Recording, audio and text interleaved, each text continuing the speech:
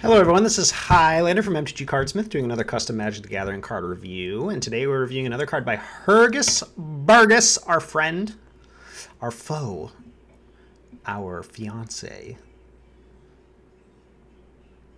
That escalated quickly. Okay, so what do we got here? So there's a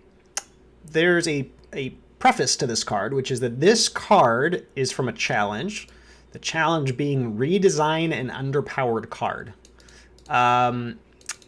So you just made this harder on yourself because now we have to judge how well you've redesigned the original card in addition to the card itself. So let's take a look at the original card, Blaze of Glory. Target creature can block any number of creatures this turn. It must block each attacking creature this turn if able. Okay, I mean, that's pretty bad. It's definitely not a very good card. It's like kind of like a fog. Except you lose this and a creature. And, you know, it doesn't block flyers, so it's much worse than a fog. Okay, yeah, so this card sucks. So let's see your version of this. Okay, 4 mana instant.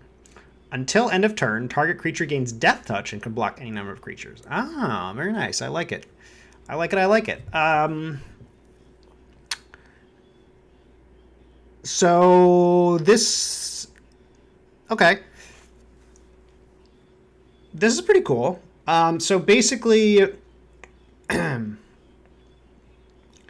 you can use this in two ways. You can use it as a bad combat trick, meaning like, I don't know, you attack your 3/3 into their 1/4 and you just give a Death Touch, essentially.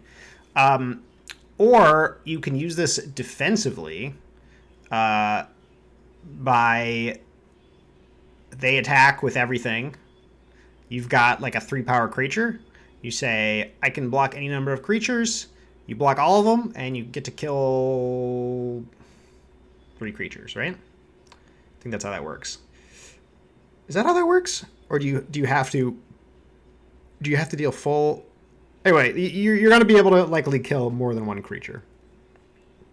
I'm not sure if you get to like distribute your damage that way, where it's like 1/1/1. Unless the creatures are toughness 1. I could be wrong about that. I'm not quite sure.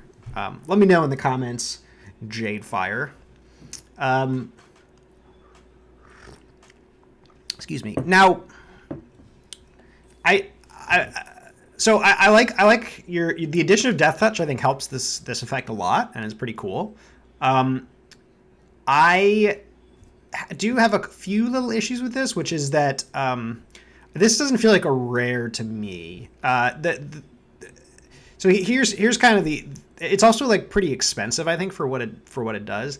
Here's kind of the issue with this card is, yes, it has the potential to make it to get you a lot of value. So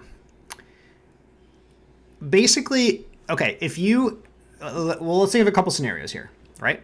So let's say they attack with everything. You play this. You block all their creatures, and you only get to kill one of their creatures. Okay?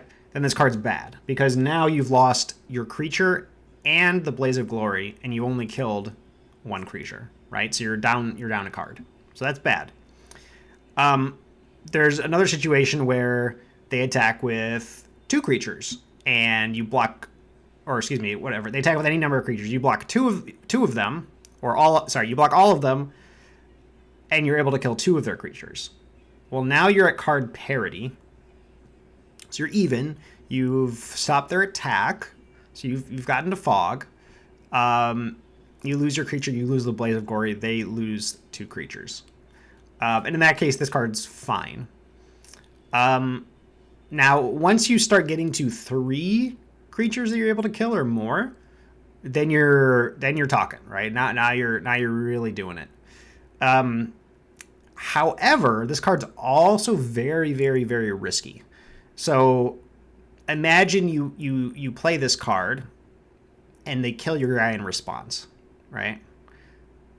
It's pretty risky, especially since you're paying 4 mana for this effect. I mean, they don't even have to kill your guy in response. They can just kill it before blockers are declared, or even as blockers are declared. I mean, in that case, you still get your fog, but you're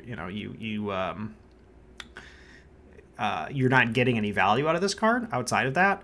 They can also do things like, see how you're ordering the blocker, or excuse me, how does that actually work when you're blocking multiple creatures? That comes up so rarely that I'm not quite sure. But anyway, I think they get to see the way in which you're going to deal damage to their creatures, and they can still do things to prevent it from happening. So, for example, there's lots of cards out there that, it's like when a creature dies, you bring it back, or you can give a creature a shield counter. Now, in that case, they're still burning a card.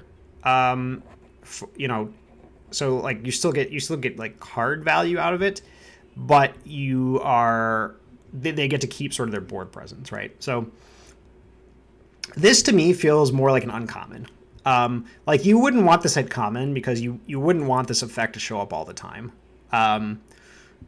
But it certainly does not feel like a rare to me, just because of the potential for the potential here. It's a really high risk card, and the reward side feels like you have to have kind of a perfect situation in order to get good value out of this card, if that makes sense, right?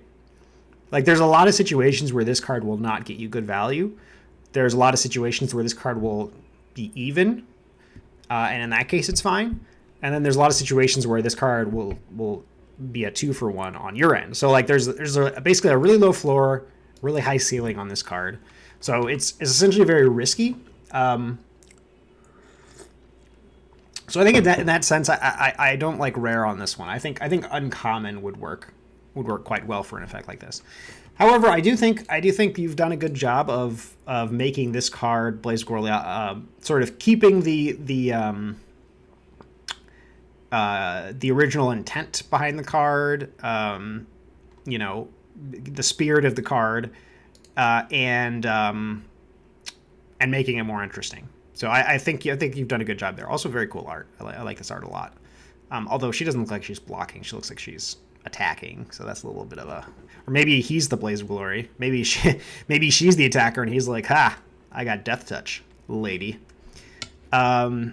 So yeah, I mean, I think this card's neat. I think you did a good job redesigning Blaze of Glory. The card itself, from a design standpoint, is certainly interesting.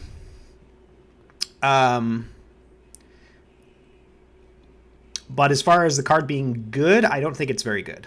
Still, I mean, it's definitely better than the original Blaze of Glory, but I don't think it's particularly good. So yeah, what do I rate this card? I think this is another 7 out of 10. I think again, you did a great job of redesigning the original Blaze of Glory while keeping the spirit of the card.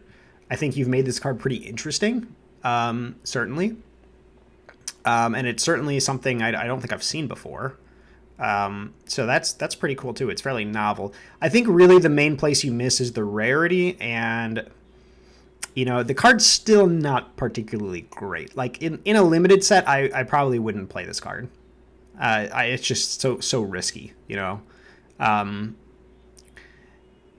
So yeah, so that's my review of Blaze of Glory. 7 out of 10. I do like the card. I think there's a lot of... I think from a design standpoint, this is a very neat card, but I think, like, as a player, I look at this and I'm like, oh, this card's bad. I'm never playing this card, So in that sense, even though this is better than Blaze of Glory, I don't know if it's enough better than Blaze of Glory to warrant play. So anyway, that's my review of Blaze of Glory. Thank you guys for watching.